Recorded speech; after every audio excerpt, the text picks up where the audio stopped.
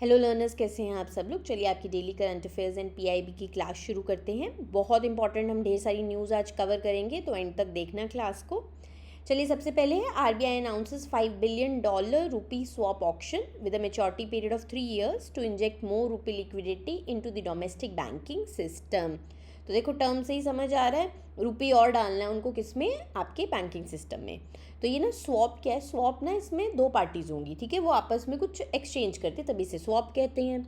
उसमें क्या होता है, इन्होंने ना आरबीआई ने कहा है कमर्शियल बैंक्स को, तो ये सेंट्रल बैंक और कमर्शियल बैंक के बीच में स्वैप रहेगा, जिसमें आरबीआई ने कमर्शियल बैंक्स को कहा है आप ना हमसे रुपी खरीद लो, किसके बदले में, यूएसडी के बदले में, यानी यूएस डॉलर्स के बदले में। सो कमर्शियल बैंक्स यूएस डॉलर्स देंगे आरबीआई को, उसके एक्सचेंज में उतना ही जो इक्विवेलेंट इंडियन रुपीस आरबीआई देगा बैंक्स को। उससे क्या होगा, बैंक्स के पास रुपीस आ जाएंगे, वो सर्कुलेट करेंगे इकोनॉमी में, है ना।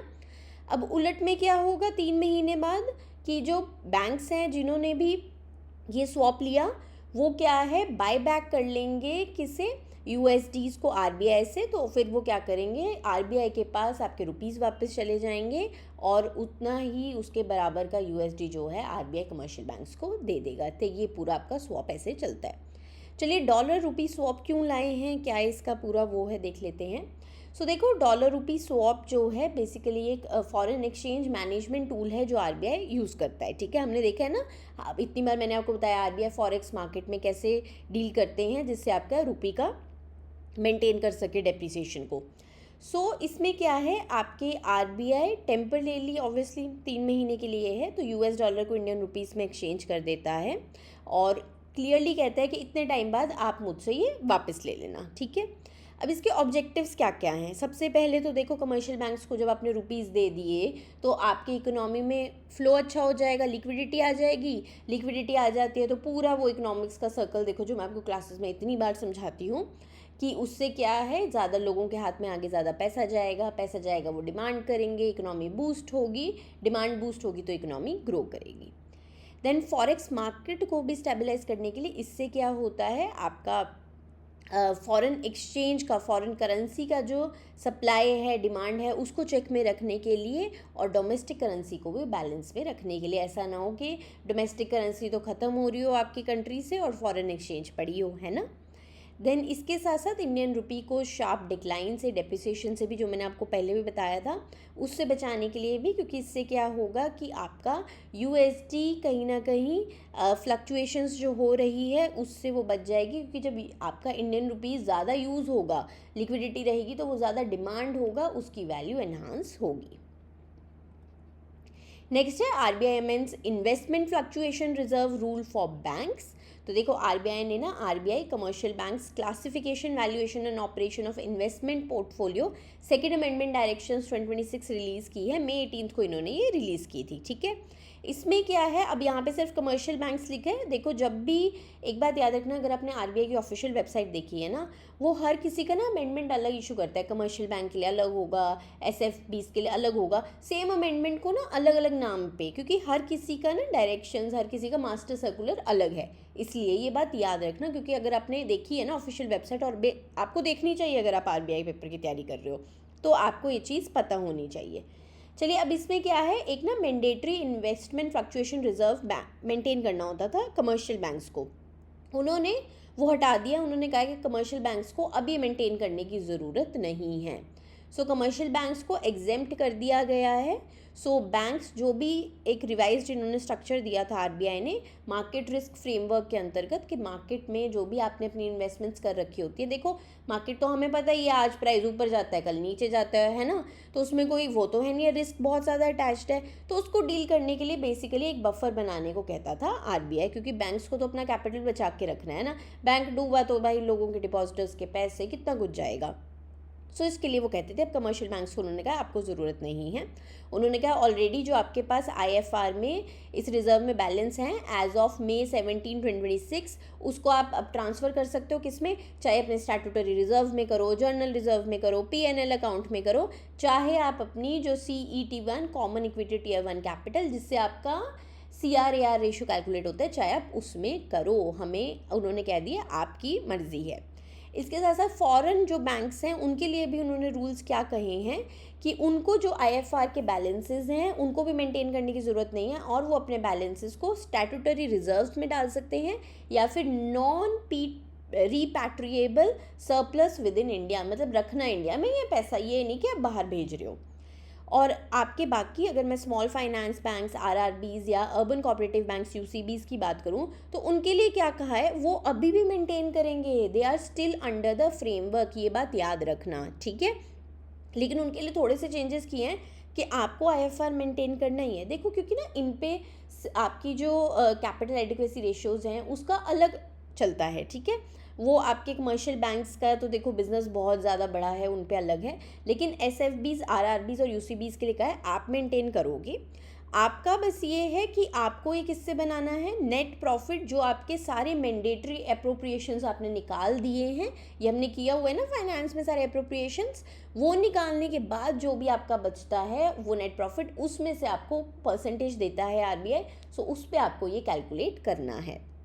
देन आईएफआर कंप्लायंस जो है, अब ये नहीं है कि हर आपका दिन मेंटेन होना चाहिए, उन्होंने कह दिया है एसएफबीज, आरआरबीज और यूसीबीज को कि आपको सिर्फ ये आईएफआर का जो भी आपको मैंडेटरी गिवन है परसेंटेज वो मेंटेन करना है on balance sheet dates rather than continuously. तो ये चेंजेस उन्होंने किए हैं। चलिए रिजर्व थोड़ा समझ लेते हैं। ये आपके कमर्शियल बैंक्स के लिए ना बेसिकली शॉक एब्जॉर्बर था, ऑब्वियसली रिजर्व जब नाम आ गया। ये इसलिए होता था कि आपको अपने प्रॉफिट्स में से थोड़ा पार्ट निकाल के रखना होता था और रिजर्व रखना होता था, जिसका नाम आपका आईएफआर होता था। क्यों?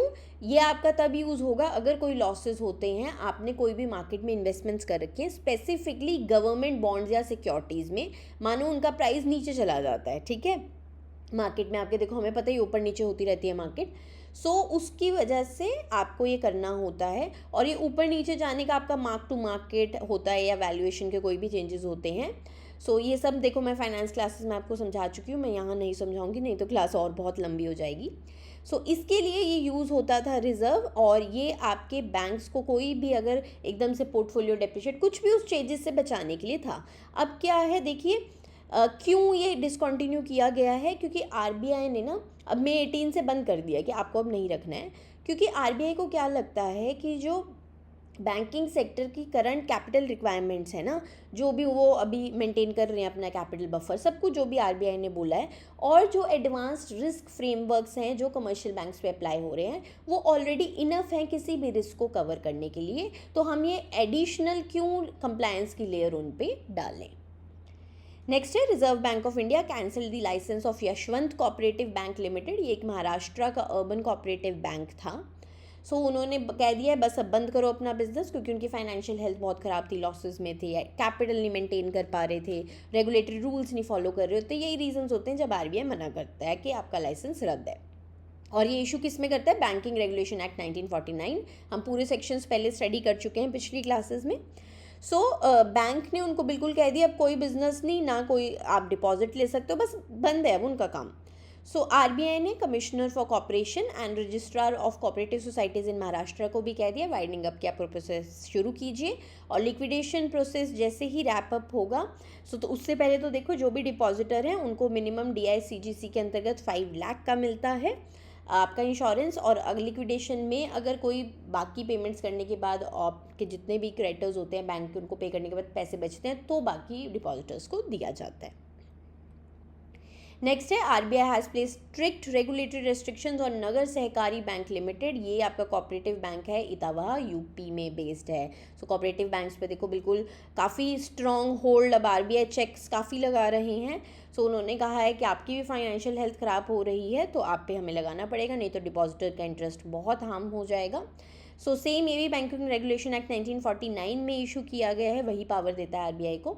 अब क्या है, जो जो उन्होंने लगाए हैं इसमें विड्रॉल लिमिट्स रहेंगी, तो अगले 6 महीने तक अभी उन्होंने डाला है उनको रिस्ट्रिक्शंस में, तो 6 महीने तक हर डिपॉजिटर सिर्फ 10,000 पर कस्टमर विड्रॉ कर सकता है। और इसके साथ साथ कोई भी अगर इस बैंक को लोन्स देने हैं, कोई भी नए डिपॉजिट्स एक्सेप्ट करने हैं, उसके लिए आरबीआई से परमिशन लेनी पड़ेगी।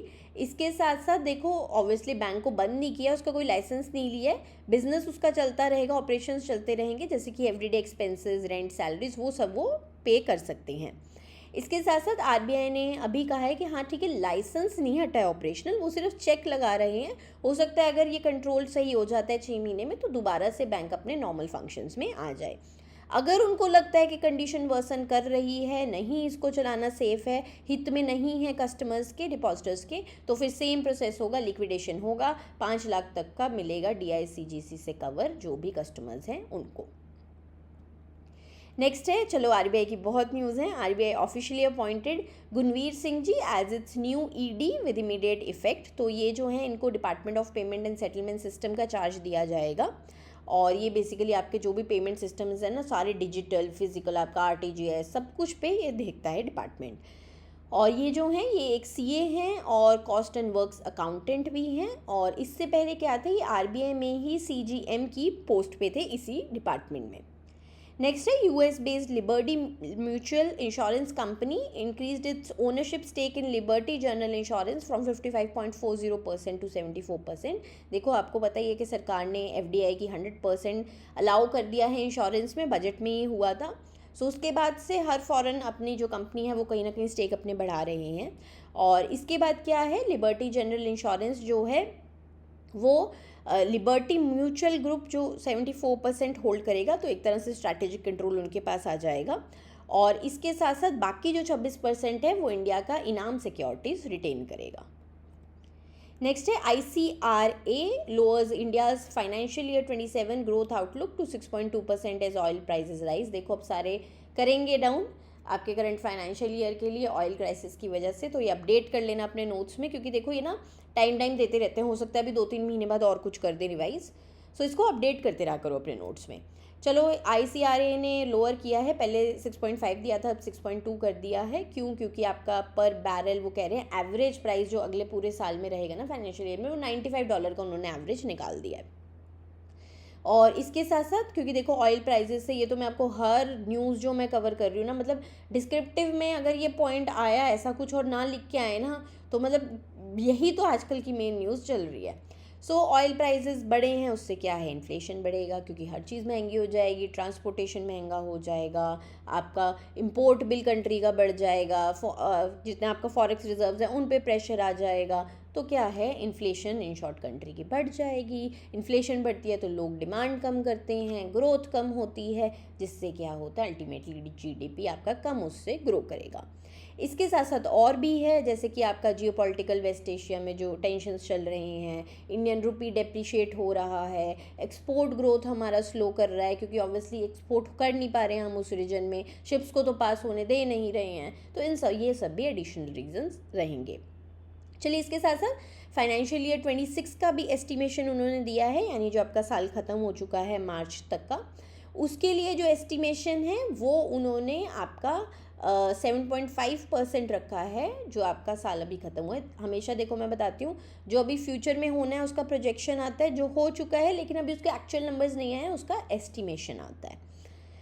नेक्स्ट है, और एस्टिमेशन देखो NSO का जो सेकंड एडवांस एस्टिमेट्स आए हैं ना आपके, उसमें भी 7.6% है, और अभी ये 7.5 दे रहे हैं। NSO आपका एक्चुअल फिगर्स अभी हमारा जो फाइनेंशियल ईयर गया है उसका रिलीज़ करेगा, सेकंड एडवांस फिगर 7.6 के उन्होंने दिए हैं।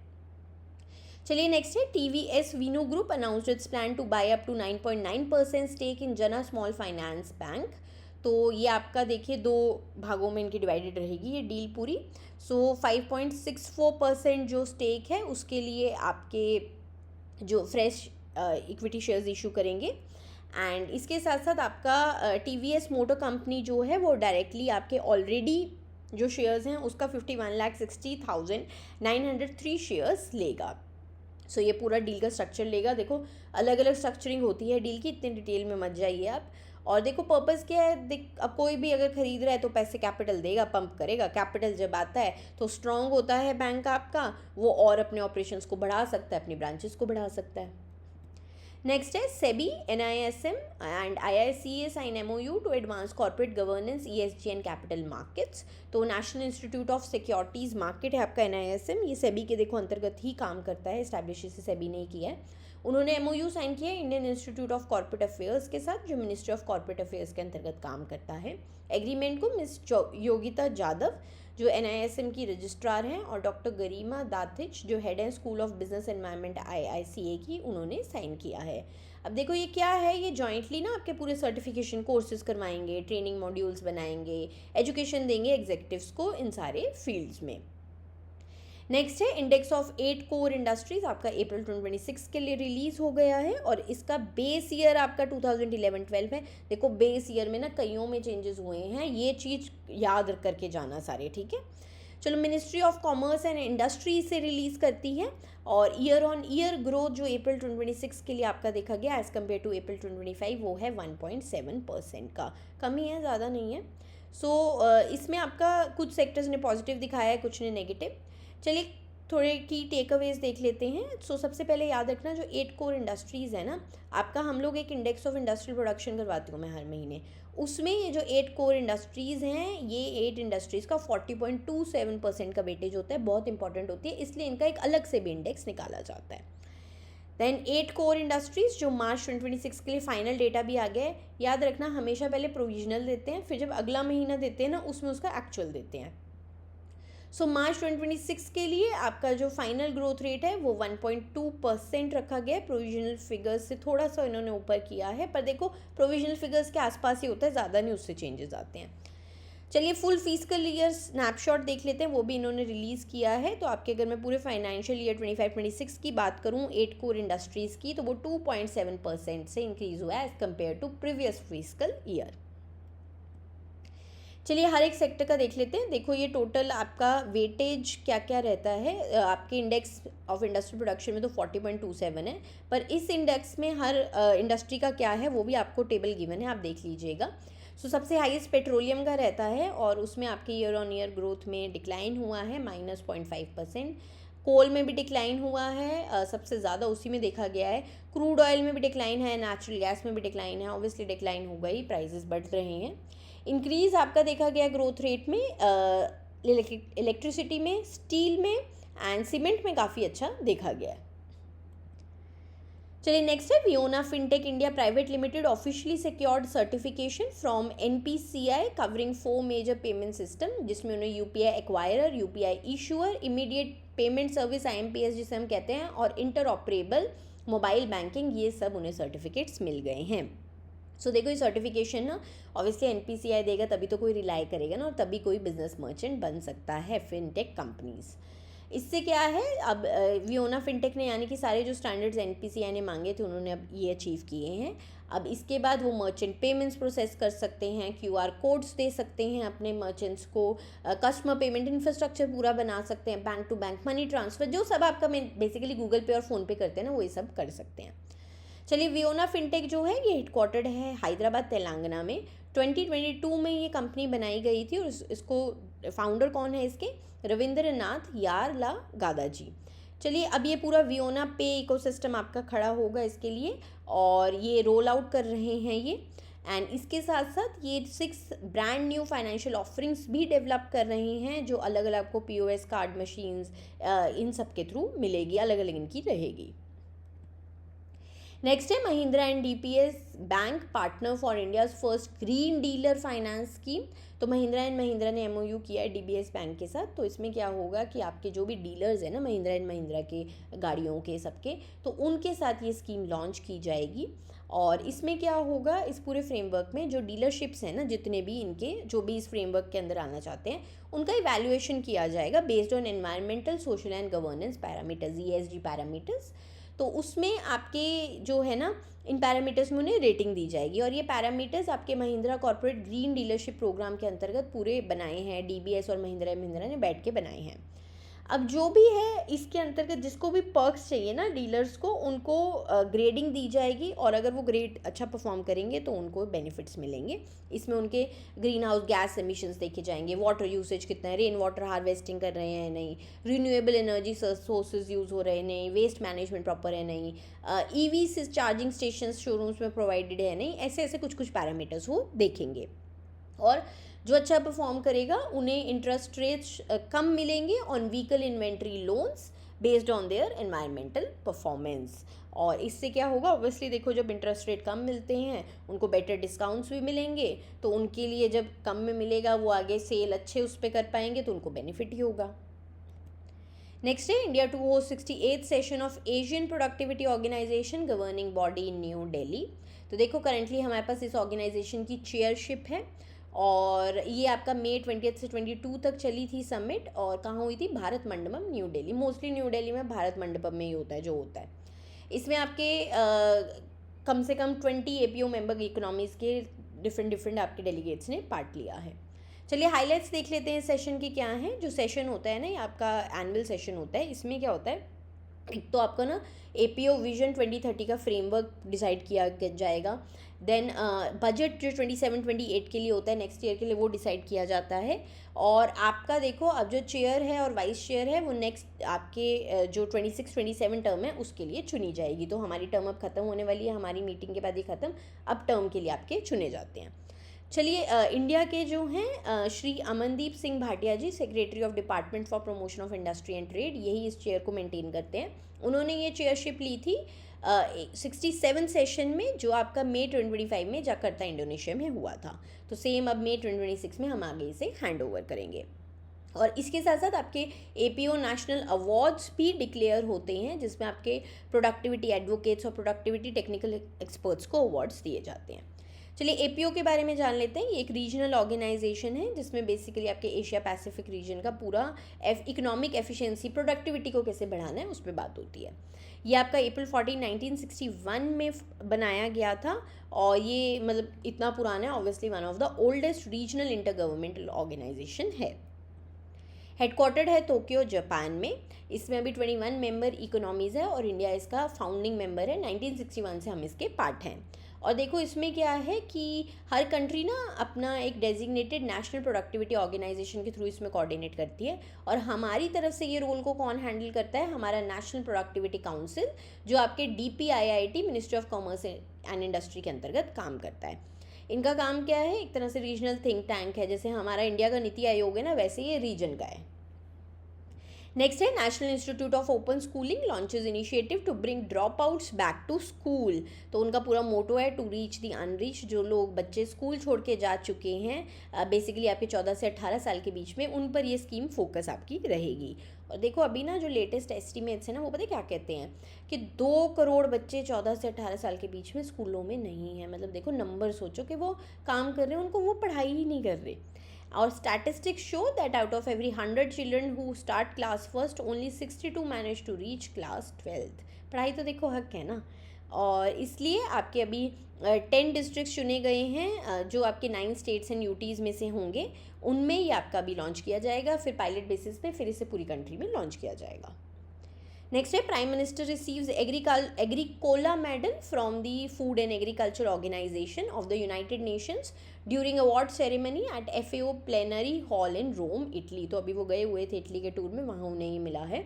तो देखो ये अवार्ड बेसिकली क्यों दिया जाता है, आपके जो भी लीडर्स ग्लोबल और डोमेस्टिक फूड सिक्योरिटी के लिए बहुत अच्छा काम करते हैं उनको ये दिया जाता है। तो FAO के डायरेक्टर जनरल हैं डॉक्टर क्यू दोंगयू जी, उन्होंने प्रेज़ किया है कि इंडिया का इतना लार्ज स्केल प्रोग्राम है फूड सिक्योरिटी को लेके। सो हमारा PDS सिस्टम जो है उसमें और आपकी सरकार की जैसे स्कीम्स आती रहती हैं, तो उसमें उन्होंने 800 मिलियन पीपल, सो 80 करोड़ पीपल नियरली आपके कवर्ड होते हैं। और कोविड-19 से ही आपके चल रहा है फूड स्कीम। देन इसके साथ साथ देखिए फार्मर्स को भी हेल्प करने के लिए जैसे कि PM किसान स्कीम है हमारी, जिसमें आपके 110 मिलियन फार्मर्स को हेल्प की जा रही है। तो इसके लिए उन्हें ये अवार्ड मिला है। FAO के बारे में जान लेते हैं। तो यूनाइटेड नेशंस किसी ही स्पेशलाइज्ड एजेंसी है हंगर डिफीट करने के लिए और न्यूट्रिशन और फूड सिक्योरिटी मेंटेन करने के लिए बेसिकली ये है। फाउंड हुई थी October 16, 1945 में और उसी दिन वर्ल्ड फूड डे भी इसलिए हम मनाते हैं। देखो बार बार ना मैं आपको हर ऑर्गेनाइजेशन का, इंटरनेशनल ऑर्गेनाइजेशन का बताती हूँ क्योंकि पूछ लेते हैं एग्जाम में, तो हो सकता है कि पहले क्लासेस में भी नोट्स में लिखा हो, तो रिवीजन कर लिया करो इसकी। चलिए, इंडिया इसका फाउंडिंग मेंबर है। एग्रीकोला मेडल आपका जो है ना, ये FAO देता है। ये लेटिन वर्ड है फार्मर, उसका मतलब फार्मर होता है लेटिन में, उससे आया है ये एग्रीकोला।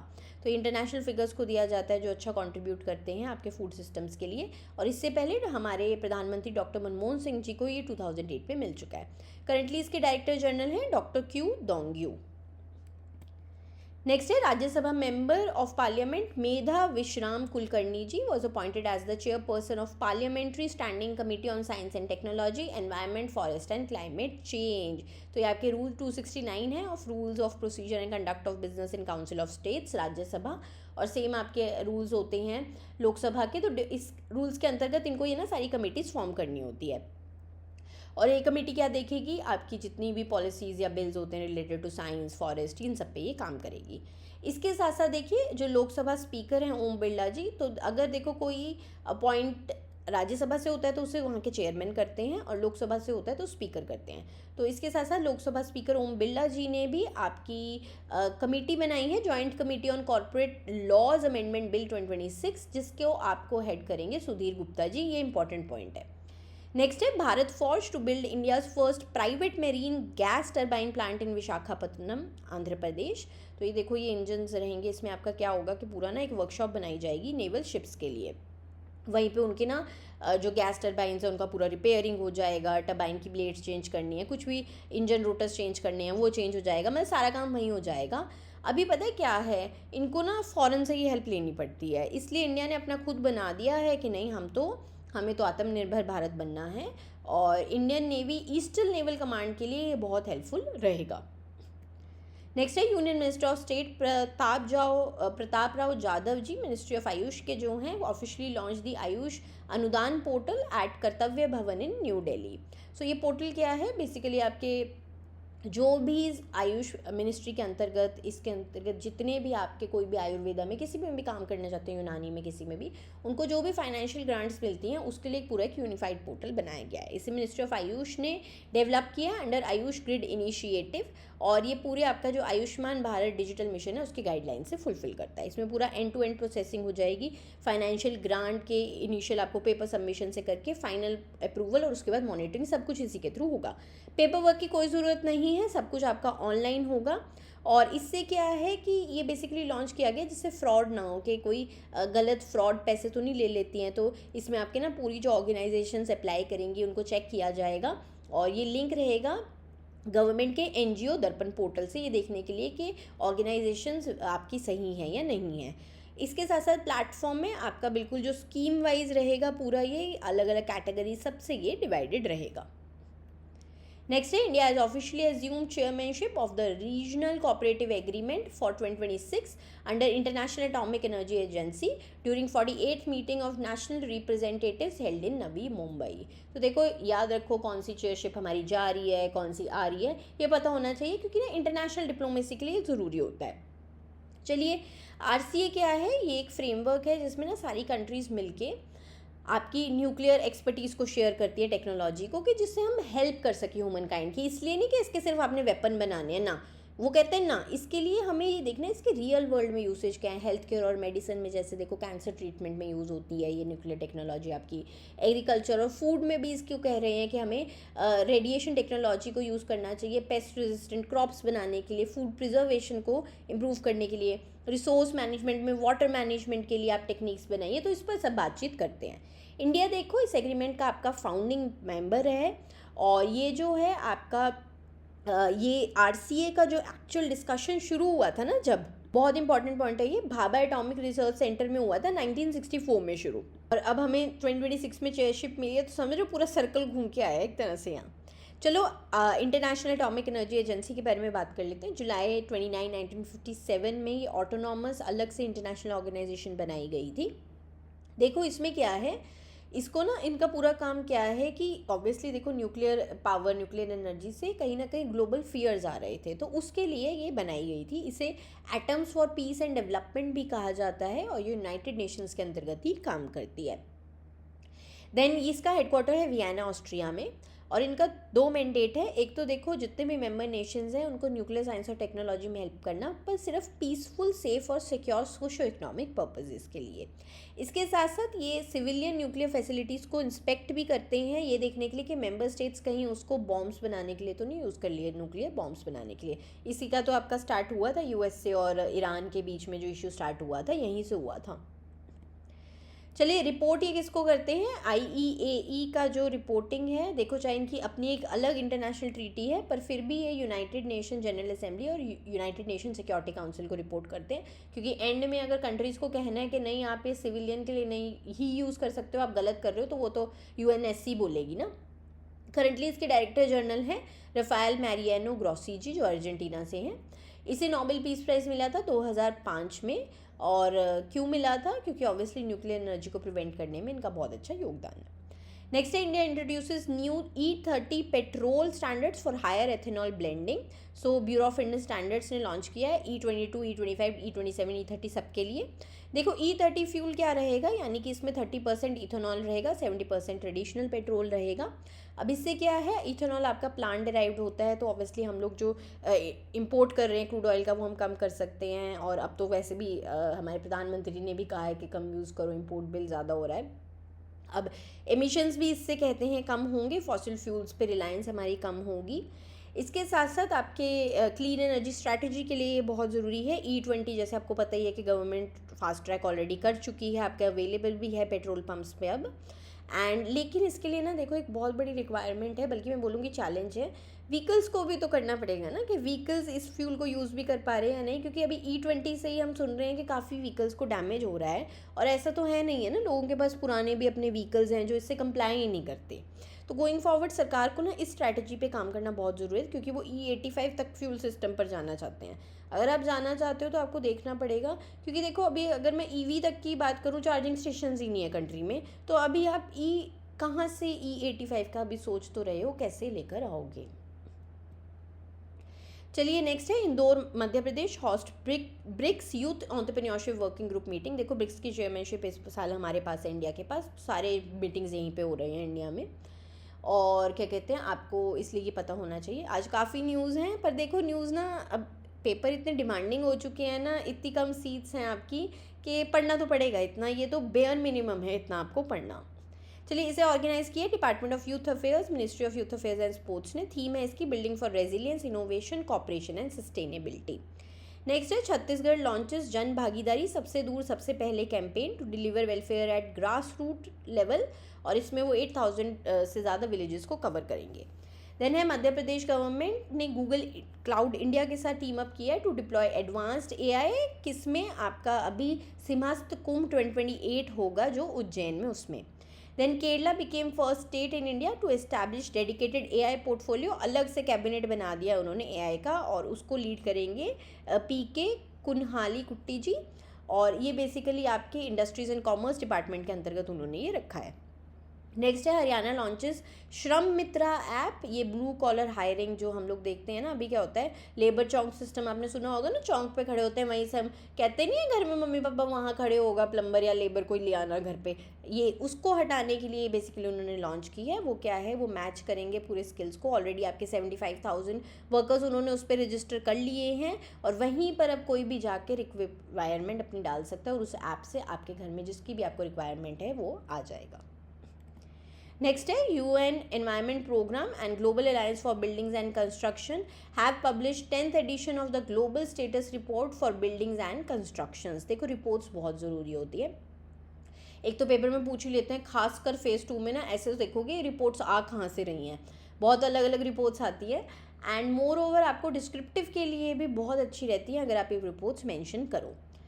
चलिए, ये अब इन्होंने कंस्ट्रक्शन मटेरियल पे देख लेते हैं रिपोर्ट्स। आपकी इकोनॉमिक ड्राइवर्स में इनका क्या कहना है, that building and construction sector जो है इकोनॉमिकली ऑब्वियसली पावर हाउस है, सबको घर चाहिए। 11 to 13% जो ग्लोबल GDP है वो इसी सेक्टर से आ रहा है, और 9% ऑफ वर्कफोर्स इसी सेक्टर में लगी है। एनवायरमेंटल कॉस्ट देखिए, ऑब्वियसली चाहे इकोनॉमिकली ये सेक्टर इंपॉर्टेंट है पर एनवायरमेंटल हार्म भी बहुत ज़्यादा है। 37% ग्रीन हाउस गैस एमिशन यहाँ से है। 50% ग्लोबल मटेरियल एक्सट्रैक्शंस जो हो रही हैं वो इसके लिए हो रही हैं। 28% ग्लोबल एनर्जी कंजप्शन भी यही सेक्टर कर रहा है। बहुत अच्छे आपको यहाँ पे ना फिगर्स मिल रहे हैं, इवन कि एनवायरमेंटल सेक्शन में भी आप ये लिख सकते हो। चलिए इसके साथ साथ आपके और भी देख लेते हैं इन्होंने क्या कहा है। सो 2015 से 2024 के बीच में इनका कहना है कि global building floor space rapidly आपका ग्रो हो चुका है बाय 20%।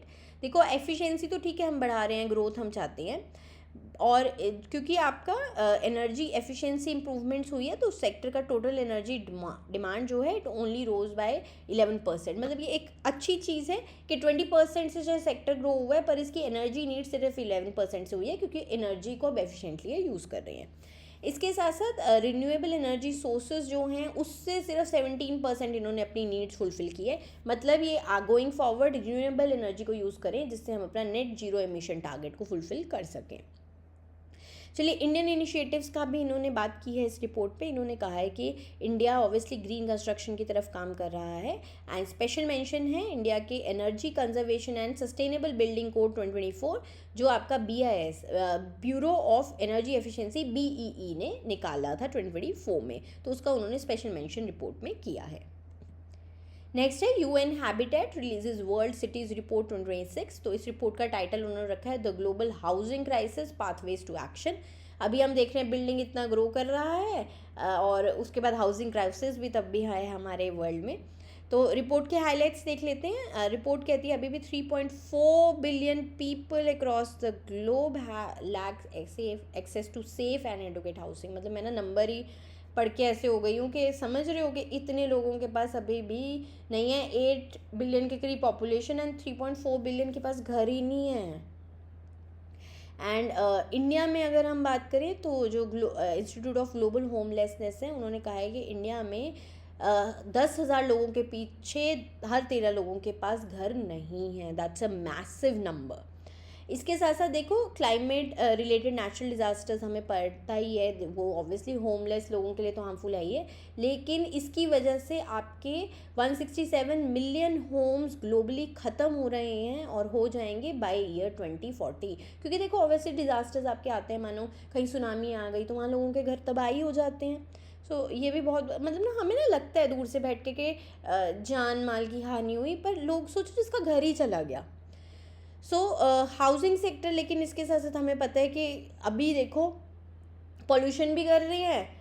पीछे भी हमने रिपोर्ट में देखा पॉल्यूशन के साथ साथ पॉल्यूशन होगा, डिज़ास्टर आएंगे और घर ख़त्म होंगे और घर की रिक्वायरमेंट बढ़ी। मतलब ये तो ना साइकिल ही बन चुका है एक पूरा। देन इसके साथ साथ ये भी देखा गया इस रिपोर्ट में कि जो नेशनल हाउसिंग पॉलिसीज़ है ना कंट्रीज़ की, वो अभी बहुत हद तक इनइफेक्टिव हैं, तब भी वो अफोर्डेबल हाउसिंग लोगों को नहीं दे पा रही है। प्रॉपर्टी के कॉस्ट तो हमें पता ही है, इंडिया में ही देख लो इतने, मतलब इंडिया मुझे लगता है वर्ल्ड का कॉस्टलीस्ट आता है अगर हम प्रॉपर्टी की बात करें। सो अगर हम लोग प्राइस टू इनकम रेशियो की बात करें, house prices to income ratio 9.5 थी कि अगर आप 1 रुपया कमा रहे हो तो 9.5 आपका हाउस प्राइस मतलब इस रेशियो में था 2010 में। अब वो 11.7 हो चुकी है 2023 में, अब तो और ज़्यादा निकलेगी। और इंडिया में अगर मैं बात करूँ तो मुंबई में ये बहुत रेशो हाई है 14.3, दिल्ली में 10.1 है। चलिए इंडिया के देख लेते हैं कि क्या इंडिया स्टेप्स ले रहा है to meet this housing crisis. हमारा प्रधानमंत्री आवास योजना आपको पता ही है, अर्बन रूरल दोनों लेवल पे है।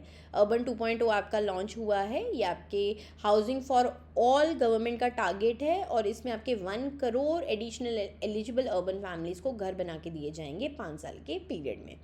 और इसके साथ आपके देखो ग्रास रूट लेवल पर प्रोजेक्ट्स आते रहते हैं, जैसे एक स्पेशल मेंशन रहेगा, आपका एग्जाम में भी लिख सकते हो। आपका येरवादा प्रोजेक्ट है जो पुणे में आया था, इसमें आपके लोकलाइज कंस्ट्रक्शन इंजीनियरिंग को यूज़ किया था to heavily reduce environmental and disaster risk for low income residents. इसके साथ देखो सुप्रीम कोर्ट ने आर्टिकल 21 में ना वो उसे इंटरप्रेट करते रहते हैं टाइम टू टाइम, उन्होंने राइट टू लाइफ में ना लाइवलीहुड एंड एडिक्वेट हाउसिंग को भी जोड़ा हुआ है। मतलब हाउसिंग भी एक फंडामेंटल राइट है। नेक्स्ट है NITI Aayog releases ease of doing research and development in India report. तो ये आपका जो है इसमें gross expenditure on research and development उन्होंने कहा है जीडीपी का सिर्फ 0.65% है, बहुत कम है। अगर मैं मेजर इकोनॉमीज़ की वर्ल्ड की बात करूँ तो यूएसए 3.5% करता है जीडीपी का, चाइना 2.4%, कोरिया 4.5%, वेरी हाई। हम सिर्फ 0.65% में सिमट के बैठे हैं। देखो ग्लोबल इनोवेशन इंडेक्स रिपोर्ट 2025 की है ना, जो लेटेस्ट वही है, उसमें एक रैंक हमारा 38 था 139 में, ठीक है। चलो रैंक हम इम्प्रूव कर रहे हैं, बट स्टिल उसमें ये आया था कि इंडिया के पास ना सिर्फ 262 फुल टाइम रिसर्चर्स हैं पर मिलियन पीपल। 10 लाख के पीछे सिर्फ 262 पीपल जो रिसर्च कर रहे हैं किसी भी फील्ड में, बहुत छोटा नंबर है। चलिए चैलेंजेस क्या है उन्होंने बताए हैं इस रिपोर्ट में, कि पब्लिक मनी पे रिलायंस ऑब्वियसली बहुत ज़्यादा है, आप अभी भी प्राइवेट सेक्टर इन्वेस्टमेंट नहीं कर रहा है। गवर्नमेंट ये सारा जितना R&D का कॉस्ट है ना उसमें 64% तो गवर्नमेंट ही दे रहा है। ब्रेन ड्रेन बहुत ज़्यादा है, ऑब्वियसली लोग यहाँ पे करना ही नहीं चाहते, वो बाहर जाके बेटर मानते हैं कि स्टडी करके हम वहाँ के लिए रिसर्च करें, ये तो हम जानते ही हैं। और क्योंकि हर्डल्स इतने ज़्यादा हैं, आप वो तो ब्रेन ड्रेन तो मुझे लगता है बताने की भी मुझे ज़रूरत नहीं है। देन इसके साथ साथ आपके गैप बहुत है कमर्शलाइजेशन में, तो जितने भी इंडिया के R&D हब्स हैं उनमें आपके अभी भी गैपिंग है लैब रिसर्च में, और एक्चुअली में जो रिसर्च हो रहा है वो मार्केट में जाके यूज़ होगा या नहीं होगा। देखिए काफ़ी ऑर्गेनाइजेशंस हैं जो अपनी इंडिपेंडेंट डिविजन्स ला रही हैं जिसमें स्टार्टअप्स को फ्री ऑफ कॉस्ट वो अलाउ करते हैं आके रिसर्च कीजिए, पर अभी भी ये बहुत कम है, आपका कमर्शियल लेवल पे टेक्नोलॉजीज़ कमर्शलाइज नहीं वो कर पा रहे हैं। देन स्टेट लेवल पर तो देखो नेग्लेक्शन ही है पूरी, मतलब कि स्टेट यूनिवर्सिटीज़ और कॉलेजेस में तो आपके ना रिसर्च के लिए फंड्स दिए जा रहे हैं, ना उनका कोई रिसर्च की, मतलब कहने को बस एक रिसर्च लैब बनी होती है उसमें कुछ नहीं हो रहा होता, ये तो देखो हम सारे जानते ही हैं। चलिए रिकमेंडेशंस भी नीति आयोग ने दी है, सबसे ज़्यादा तो यही ज़रूरी होती है आपके एग्जाम पॉइंट ऑफ व्यू से। फंडिंग टारगेट बढ़ाइए, और उन्होंने कहा है कि इसे कम से कम 2% ऑफ जीडीपी कीजिए नेक्स्ट 4 to 5 ईयर्स में। इसके साथ साथ उन्होंने कहा है कि आप एक ना सिस्टम बनाइए पूरा जिसका नाम आप विज्ञान निधि रखिए। इसमें क्या है, आप रिसर्च के लिए ग्रांट्स दीजिए और पूरे जो एडमिनिस्ट्रेटिव डिलेज है उसको ख़त्म कीजिए जिससे लोग यहीं पर रह के रिसर्च करना चाहें।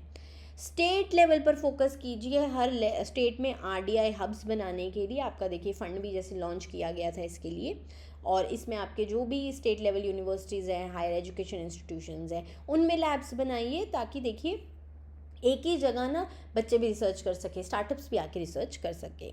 और इसके साथ साथ उन्होंने कहा एक national institute for science policy and governance भी बनाइए जो इसको पूरा देख रेख आपका करेगा। जो भी आपकी मेजर इकोनॉमीज़ हैं वर्ल्ड की, उन्होंने ऐसे ही पूरी एक ऑर्गेनाइजेशन इसके लिए स्पेसिफिकली सेटअप की है।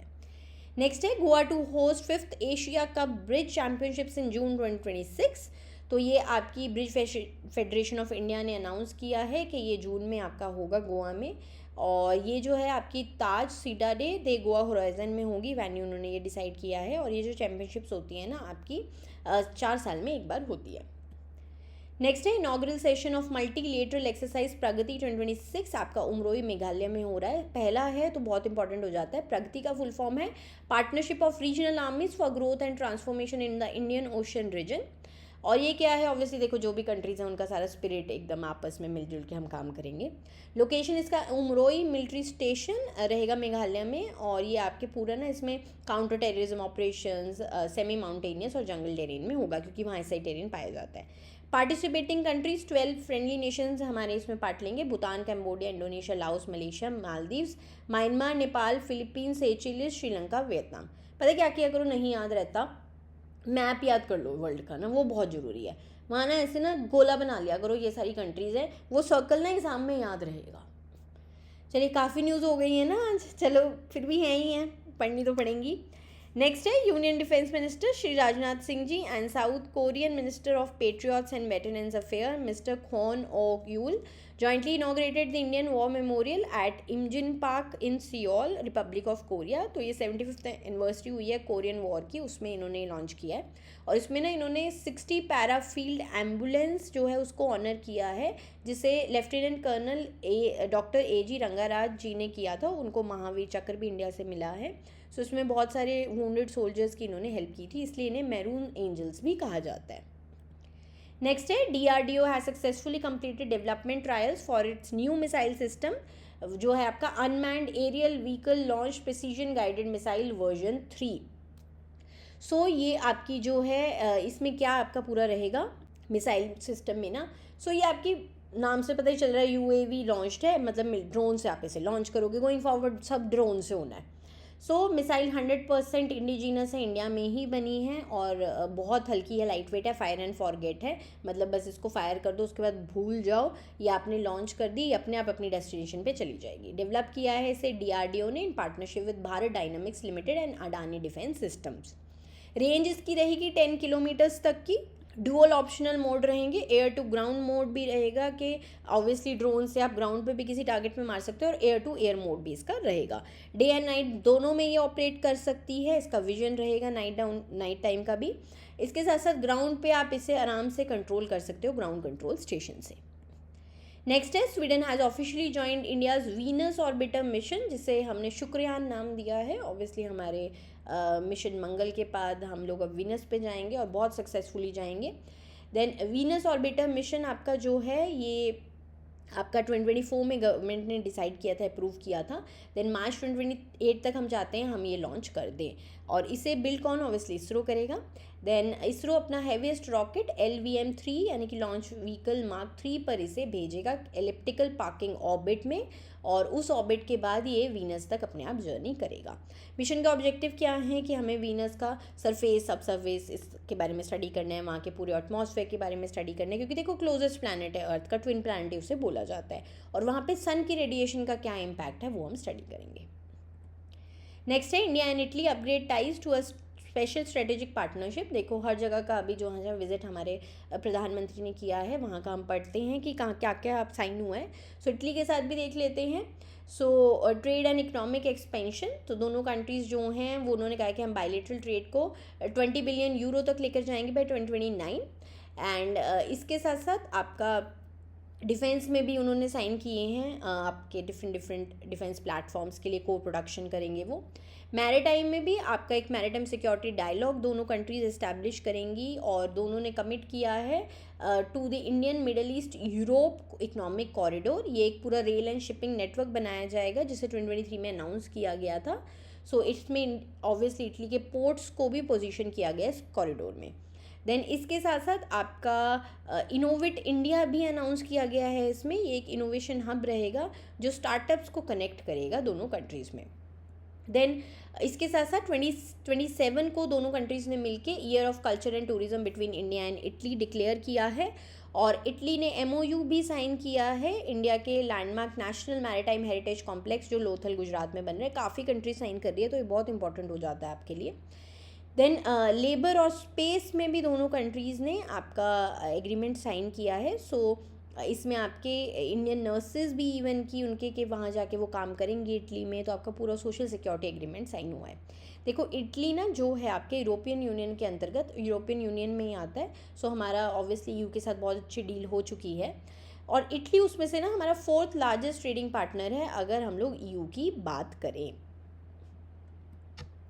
नेक्स्ट है, department of land resources, ministry of rural development और आपके एशियन डेवलपमेंट बैंक ने मिलके साइन किया है कि वो एक्सप्लोर करेंगे collaboration in land governance and watershed management. तो इसी उपलक्ष्य में ना जो आपके डिपार्टमेंट ऑफ लैंड रिसोर्सेज उन्होंने काफ़ी अपने इनिशिएटिव्स के बारे में बताया, जैसे कि आपका है digital India land records modernisation programme 3.0। तो आपकी जितने लैंड रिकॉर्ड्स हैं उनको पेपर से आपके अपडेट किया जा रहा है ऑनलाइन, जिससे पूरी उसकी रियल टाइम अपडेशन हो सके, कोई भी बेचता है खरीदता है सब कुछ ऑनलाइन हो सके।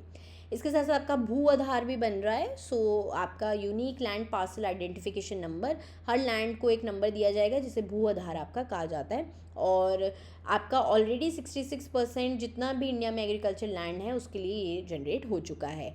देखो सब ना DPI के अंतर्गत हो रहा है। सो आपका पता ही है कि डिजिटल इंफ्रास्ट्रक्चर पूरा कंट्री कितना बना रही है, आपका इतने स्टैक्स हो चुके हैं, आपका अलग से जैम ट्रिनिटी, उसके बाद एग्री स्टैक, अब ये लैंड स्टैक भी हो रहा है जिसमें सारा जितना भी है land records, registration, land use data, मैं सब कुछ ऑनलाइन लेके जा रही है सरकार कि सारा आपका डेटा ना ऑनलाइन सेव होगा किसी न किसी जगह, सब कुछ रियल टाइम होगा। इसके साथ साथ वाटर शेड्स पर भी बात हुई कि ऑब्वियसली डिपार्टमेंट चाहता है कि sustainable land and water management structures बनाएं। एंड ADB के बारे में चलो हम बात कर लेते हैं, काफ़ी बार करते रहते हैं, आपके लिए रिवीजन ही है। एक दिसंबर 1966 में बनाया गया था, रीजनल डेवलपमेंट बैंक है, वर्ल्ड बैंक के ही जैसे लाइंस में, ये एशिया ने अपने लिए बनाया था। देन हेडक्वार्टर्ड है आपका मांडोलिंगोंग मेट्रो मैनीला फिलीपींस में। देन मिशन क्या है इनका, एशिया और पैसिफिक रीजन में पूरा अच्छे से इकोनॉमिक ग्रोथ लाना जो कि इंक्लूसिव हो, रेजिलिएंट हो, सस्टेनेबल हो। मेंबरशिप इसका स्ट्रक्चर क्या है, अभी इसके 31 फाउंडिंग मेंबर्स थे, अब टोटल 69 हो चुके हैं, जिसमें से 50 आपके एशिया पैसिफिक रीजन के हैं और 19 आपके बाहर से हैं, ग्लोबल पार्टनर्स हैं। करंटली इसके प्रेसिडेंट है मसातो कांडा जी, और वोटिंग पावर इसकी क्या है, क्या आपके मेंबर जो हैं वो कैपिटल सब्सक्रिप्शंस देते हैं पैसे देके, तो उसमें आपका जापान और यूएसए के सबसे बड़ा शेयर है अभी, दोनों के पास ईच 15.5% शेयर है और वोटिंग भी फिर उसी हिसाब से होती है।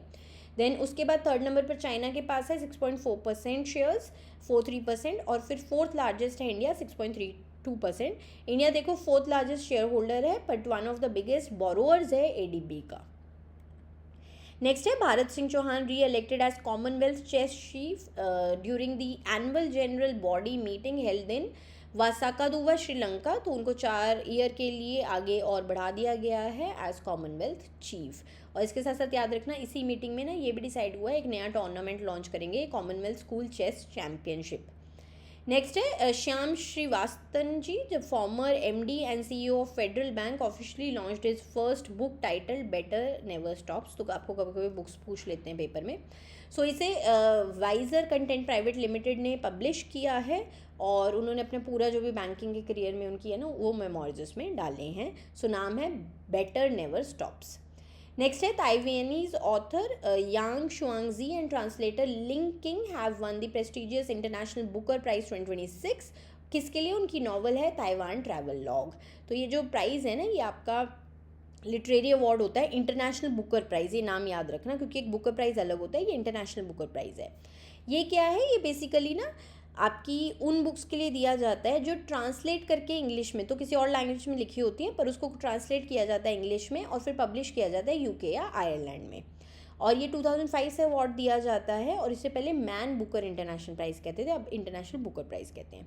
देखो 2025 में ना ये इंडिया में मिला था भानु मुश्ताक जी को, उनकी बुक थी हार्ट लैम्प और उसको ट्रांसलेट किया था दीपा भाष्ती जी ने। तो क्या होता है, ये जो इनके ओरिजिनल लेखक होते हैं प्लस जो ट्रांसलेटर होते हैं दोनों को मिलता है ये प्राइज़। नेक्स्ट है आपके, चलो अब डेज हैं, वर्ल्ड एड्स वैक्सीन डे हर साल 18 मई को मनाया जाता है क्योंकि 1997 में ना इस दिन यूनाइटेड स्टेट्स के जो प्रेसिडेंट होते थे तब बिल क्लिंटन जी, उन्होंने कहा था कि ना आपको ऐसी कोई वैक्सीन बनाओ HIV के लिए कि ये हो ही ना, ठीक है, हम लोग प्रिवेंटिव केयर क्यों नहीं लाते हैं। तो उसी के उपलक्ष्य में आपका ये दिन बना दिया गया था और इसे ऑब्जर्व किया जाता है 18 मई 1998 से, फिर इसको फॉर्मली ऑब्जर्व किया जाता है। नेक्स्ट है international day for women in maritime, ये इंपॉर्टेंट है, 18 डे को ही ये भी मनाया जाता है। इसे इस्टेब्लिश किया था इंटरनेशनल मैरीटाइम ऑर्गेनाइजेशन है जो UN की ही एक स्पेशलाइज्ड एजेंसी है। 2021 हाल ही में आपका ये बना है अभी दिन, उन्होंने 32nd सेशन में रेजोल्यूशन पास किया था इस दिन को बनाने के लिए। देन फर्स्ट टाइम फिर इसे मई 18, 2022 में बनाया गया था। इस साल का थीम है from policy to practice advancing gender equality for maritime excellence. और 2026 में देखो इसको अवार्ड्स भी दिए जाते हैं हर साल, तो इस साल अवार्ड दिया है प्रोफेसर मोमोको कितादा जी को, IMO जेंडर इक्वालिटी अवार्ड 2026 से नवाजा गया है। नेक्स्ट है वर्ल्ड फेयर प्ले डे, 19 मई को हर साल मनाया जाता है, यूनाइटेड नेशन जनरल असेंबली ने ही किया था, उसके लिए रेजोल्यूशन 1 जुलाई 2024 को उन्होंने पास किया था। इसमें क्या है, ऑब्वियसली जो भी खेल होते हैं स्पोर्ट्समैनशिप को लेके है कि आप बिल्कुल इक्वली खेलें, कुछ भी उसमें आप लोग गलत ना करें। नेक्स्ट एंड लास्ट है वर्ल्ड बी डे, हर साल 20 मई को मनाया जाता है। और देखो इस दिन आपके एंटोन जेंसर जी को ऑनर किया जाता है, उनका बर्थ डे होता था मई 20 को। तो वो क्या है, वो आपकी मॉडर्न बी फार्मिंग टेक्निक्स को उन्होंने आपके कॉन्कर किया था यूरोप में। और वर्ल्ड बी डे को ऑफिशियली UNGA ने, यूनाइटेड नेशन जनरल असेंबली ने इस्टेब्लिश किया था, रेजोल्यूशन 2017 में पास किया था। पर्पस क्या है, देखो बीज का ना बहुत इंपॉर्टेंट रोल है, वो पॉलिनेटर्स का काम करते हैं और वो कहीं ना कहीं हमें ये फूड सिक्योरिटी में भी हेल्प करते हैं, नेचर का बैलेंस भी मेंटेन करते हैं, बीज बहुत ज़रूरी हैं। सो थीम क्या है 2026 के लिए, be together for people and the planet, a partnership that sustains us all.